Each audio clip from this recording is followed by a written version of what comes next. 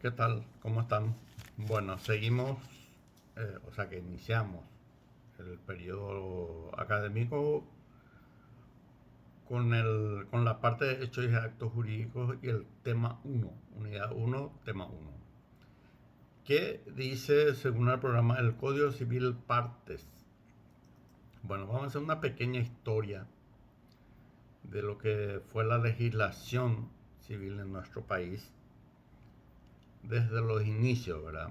Obviamente que por ser una república, ¿verdad? Que fue independizada de los españoles, mucho tiempo rigió en nuestro país la legislación española.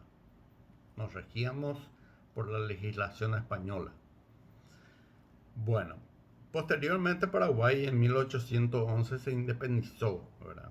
Y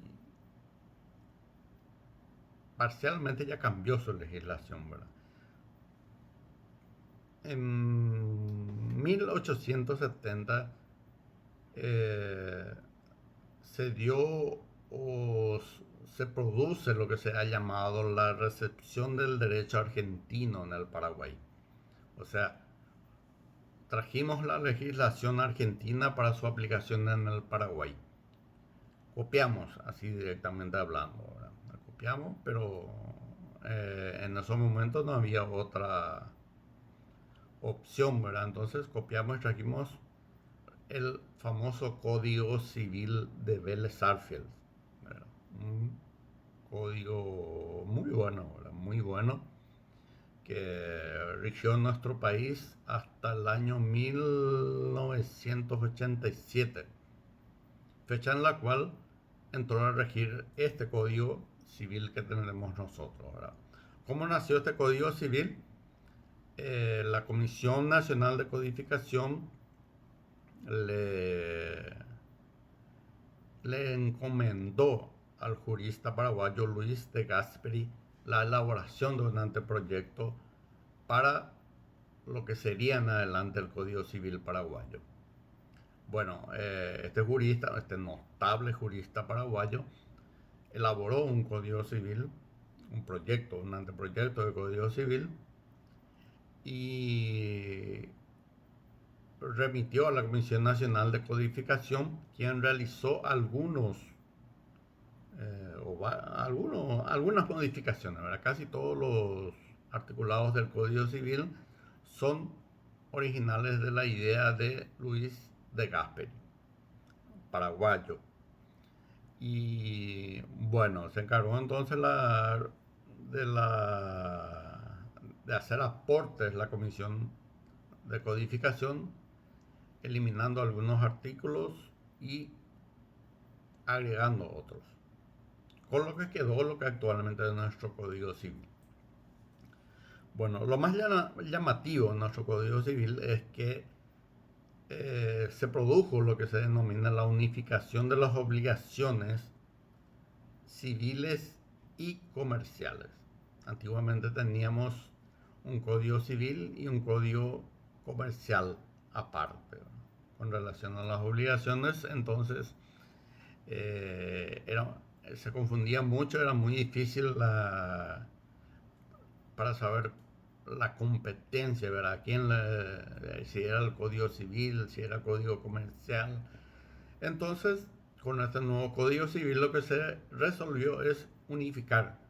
Se unificó las obligaciones civiles y comerciales y por lo tanto, en un solo código, en una sola obra, y por lo tanto facilitó ya en adelante las tareas de los abogados y de los operadores del Poder Judicial, los magistrados. ¿Qué podemos decir? Nuestro Código Civil, por ejemplo, tiene figuras nuevas que no contenía el Código de Vélez Sarsfield, como la lesión en los actos jurídicos, la eliminación de la desigualdad de los hijos nacidos fuera del matrimonio, el enriquecimiento sin causa, Después también algo nuevo fue la teoría del riesgo creado o la responsabilidad objetiva, responsabilidad sin culpa. Y la teoría de la imprevisión en los contratos. Eso era algo nuevo que no tenía el otro código. En nuestra zona prácticamente nadie tenía, ¿verdad? Tal es así que Brasil recién ahora en su código civil nuevo tiene previsto la lesión, y la Argentina también a través de modificaciones de su código civil tienen nuevas figuras que estaban ya incorporadas en nuestro código civil, ¿no? O sea, nuestro código civil es muy bueno, ¿no? Le falta algunos, perdón, le falta algunos. Acá hay dos personajes que a veces molestan. Bueno, le falta algunos retoques, ¿verdad?, en nuestro código civil para que sea un código civil prácticamente perfecto. Pero se van realizando las modificaciones de nuestro código civil.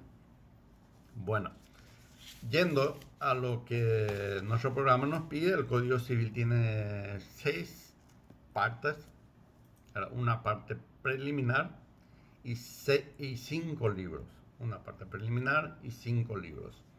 Bueno, la parte preliminar trata, en la primera parte, en el inicio de la parte del Código Civil, tiene una parte preliminar que trata sobre la ley, su eficacia, sus efectos con relación al tiempo y al espacio.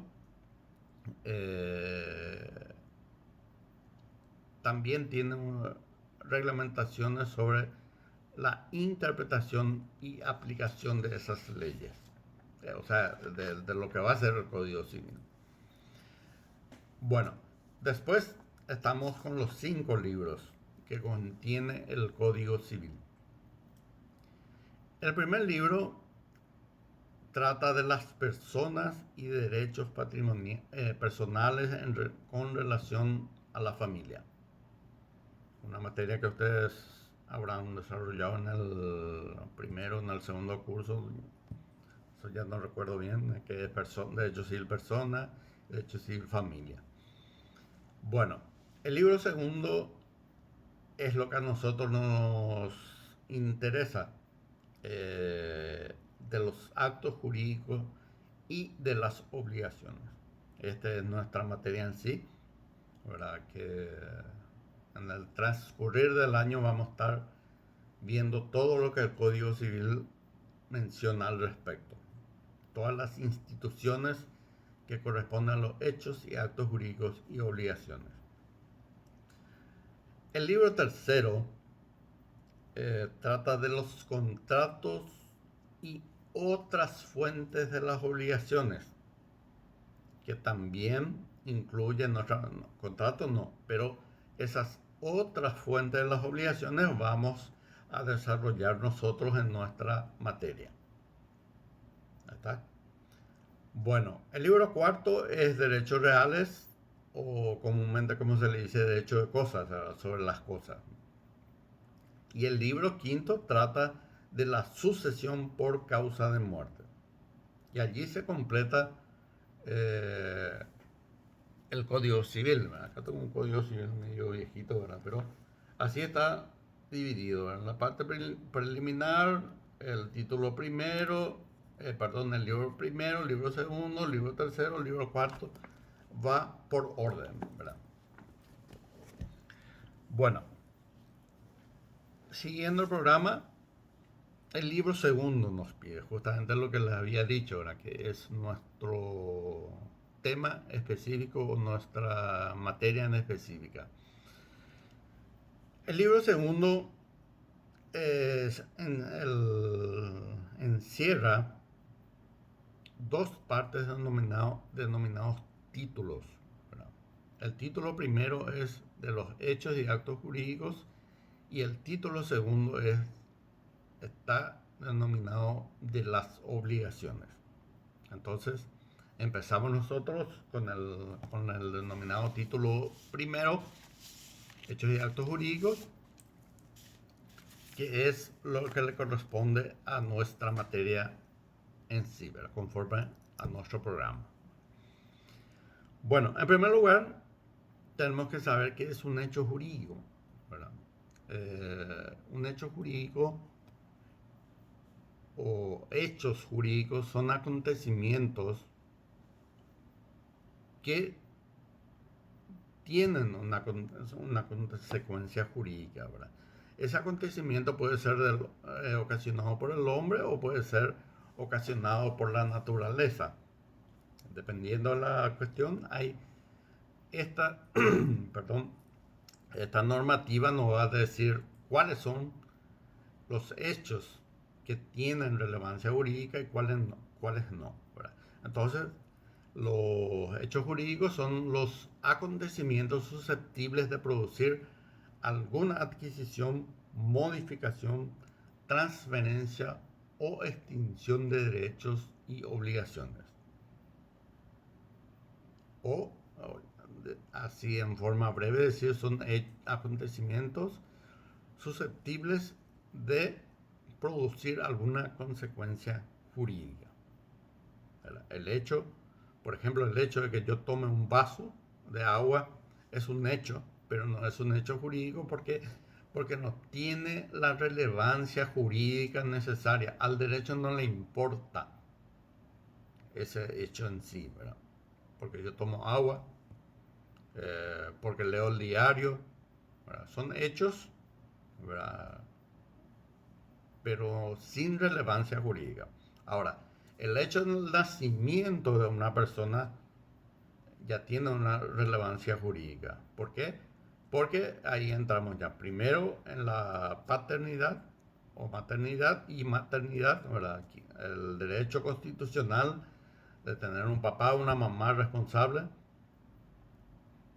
después un apellido, ¿verdad? Después la obligación de la inscripción en el registro civil, ese nacimiento, y a partir de allí ya tiene, bueno, es más, durante la concepción, ese hecho en sí ya puede tener relevancia jurídica desde el momento, por ejemplo, si uno de sus padres fallece. Entonces, él ya tiene derecho sobre esa sucesión sin haber nacido. La única condición que la ley exige para que él tenga derecho es que él nazca con vida. Y eso se va a determinar, obviamente, en el tiempo establecido por la naturaleza, que puede ser 7, 8, 9 meses, ¿verdad? Bueno, entonces eso es un hecho jurídico, aquel hecho que trae una consecuencia jurídica, no cualquier hecho. La muerte es un hecho jurídico, parece, muchos me dirán, no, eso es algo natural. Sí, es natural y es jurídico. ¿Por qué? Porque hay que inscribir en el registro civil la defunción, hay que iniciar el juicio sucesorio, tenga o no tenga bienes, y así, verá, varias cuestiones que pueden surgir por la muerte de una persona. Metodología de nuestro código, dice nuestro programa. Bueno, nuestro código en realidad no tiene una buena metodología, no tan buena metodología en cuanto a los hechos y actos jurídicos. ¿Por qué? Los códigos modernos y los códigos actuales, digamos, dividen su código civil en una parte general y otra parte especial. ¿Qué contiene la parte general? Eh, Regula, por ejemplo, los sujetos del derecho, o sea, las personas, el objeto del derecho, los bienes y los hechos y actos jurídicos para su aplicación eh, a cualquier instituto que tenga, que obre en la parte especial. No sé si me explico, ¿verdad? Dentro de la parte especial ya están los hechos y actos jurídicos y de allí eh, se utilizan sus normas para todas las partes especiales. ¿Qué es la parte especial? Son todas las materias en particular. Obligaciones, contratos, sucesiones, familias. Entonces, todos deberían regirse directamente por lo que está en una parte general de, de los códigos modernos, perdón, que nuestro código no está regulado de esa forma. Nuestro código, en nuestro código nosotros utilizamos los hechos de actos jurídicos a otras instituciones o materia en particular por analogía cuando esa materia o institución no tiene previsto una determinada situación jurídica. Entonces, se trae por analogía el, digamos, el Código Civil de la parte de los hechos y actos jurídicos a la cuestión en particular. Bueno, eh, la metodología, como le dije, no es muy buena, ¿verdad? Tendría que ser, pero tampoco es muy mala, ¿verdad? Tendría que ser tener una parte general en donde estén regulados los hechos y actos jurídicos y otra parte especial para las otras materias. Nosotros tenemos regulados en el libro segundo los hechos y actos jurídicos con las obligaciones, pero primero los hechos y actos jurídicos y después las obligaciones, que es lo lógico, ¿verdad? Es lógico también. Entonces, no está muy mal que digamos, ¿verdad? Pero podría haber sido mejor el tema de, de la regulación en el lugar donde colocar los hechos y actos jurídicos. Bueno, ¿qué podemos decir más de nuestro código? Es una derivación del código de Napoleón y también tiene algunas el código de Napoleón, ustedes sabrán que es un magnífico código, era un cuerpo de leyes espectacular, nació en Francia y, y bueno, eh, tenemos una raigambre de ese código ya con un poco de lo que es el derecho romano y tenemos nuestro código actual, ¿verdad? Bueno, con relación a la metodología, por ejemplo, tenemos una obra que se llama Esbozo, que fue elaborado por un jurista, un brillante jurista brasileño llamado Teixeira de Freitas, ¿verdad? Es un codificador brasileño que deslindó ya científicamente la materia. Dijo que los hechos y actos jurídicos son independientes de todas las otras materias jurídicas en el ámbito civil.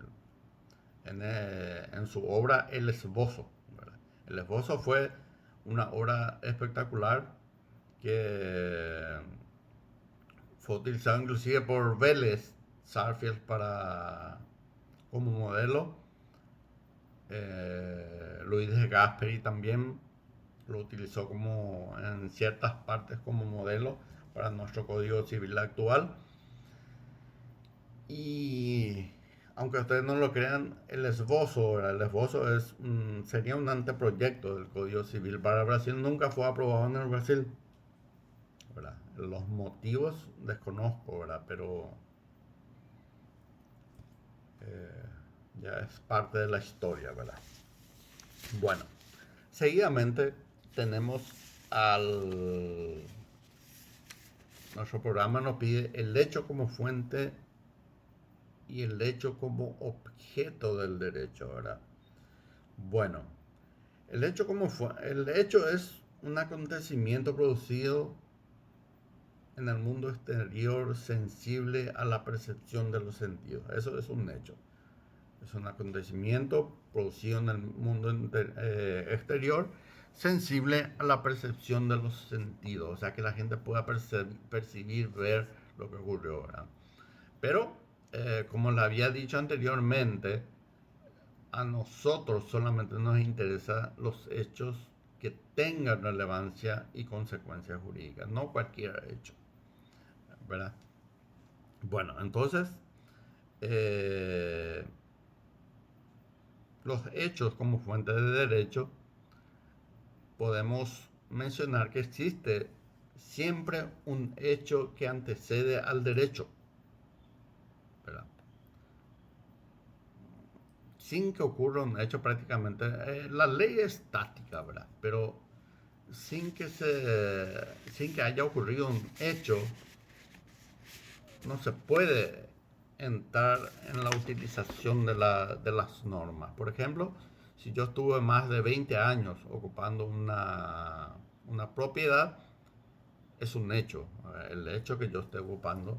Entonces, ahí tengo el derecho de aplicar las normas jurídicas. Por eso dice como fuente de derecho, los hechos como fuente de derecho.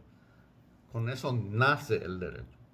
Entonces ahí yo puedo pedir la usucapión de ese inmueble, porque ya estoy más de 20 años en ese lugar y corresponde que la titularidad de ese inmueble pase a mi nombre. Entonces yo demando para eso.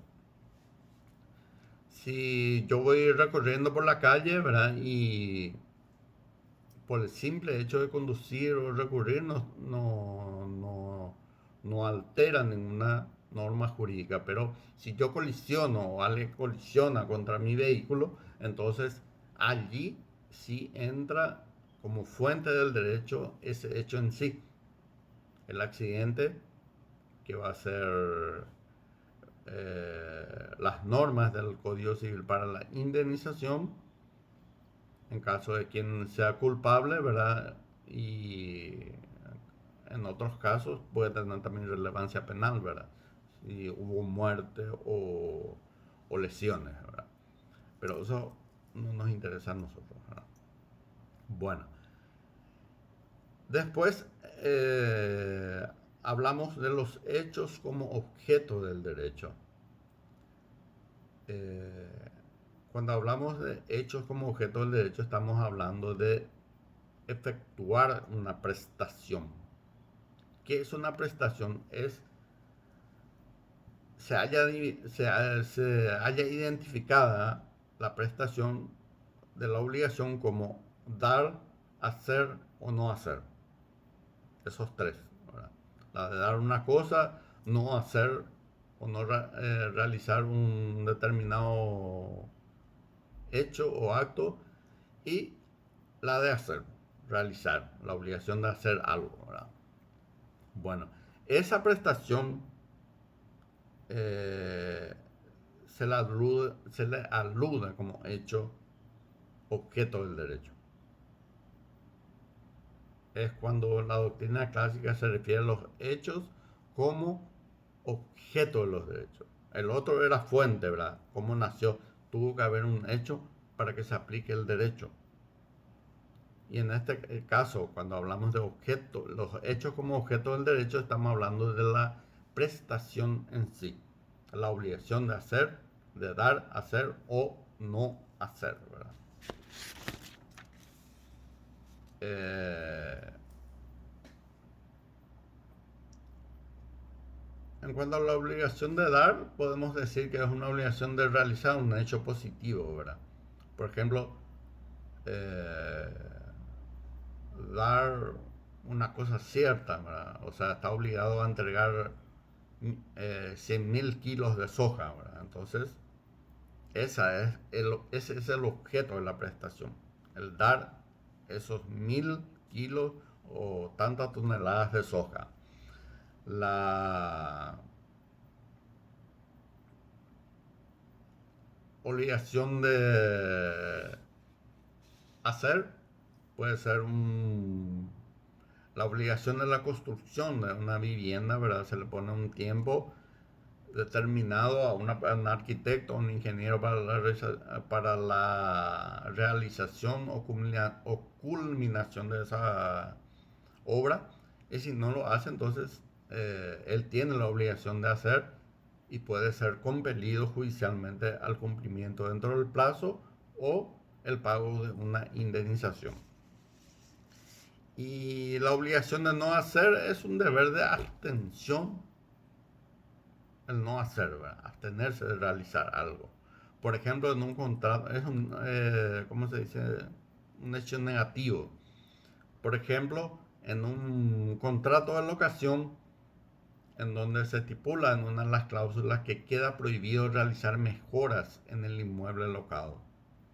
Entonces, si el inquilino empieza a realizar alguna mejora, está construyendo en la casa que no es de él, el propietario puede pedir una medida judicial o puede realizar una acción judicial para impedir que continúe y destruir lo que ya hizo. ¿Por qué? Porque él no está autorizado a realizar eso en una propiedad ajena. Bueno, nuestro programa nos pide la influencia de Freitas y el codificador argentino Vélez Sarsfield. Por todo lo que les mencioné, ¿verdad? En primer lugar, tuvimos mucho tiempo en nuestro país la aplicación del código argentino de Vélez Sarsfield. Entonces tuvo una influencia también, porque varios artículos también fueron sacados de ese código civil, ¿verdad? Y el código de Vélez también se veía, digamos, tenía una fuente del esbozo de Freitas. Entonces, eh, tuvieron una influencia de Gasperi al momento de elaborar el anteproyecto de nuestro código, tuvo en cuenta tanto el Código Civil argentino como el esbozo para la creación de ese Código Civil nuevo, ¿verdad? Del anteproyecto al menos, ¿verdad? Entonces por eso es muy importante y hay varios artículos inclusive del Código Civil de Vélez que está en, digamos así, directamente copiado en nuestro Código Civil, ¿verdad? Bueno, por último, en este tema tenemos, dice, los hechos y actos jurídicos en los códigos modernos, el código alemán y el código brasileño. Bueno, ya les había mencionado al inicio, ¿verdad? Que los códigos modernos como el alemán, el japonés, el chino, el brasileño, ¿verdad?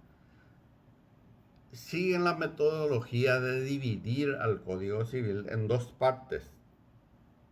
Uno en parte general y otro parte especial. En la parte general incluyen a los hechos y actos jurídicos y en la parte especial a las demás materias.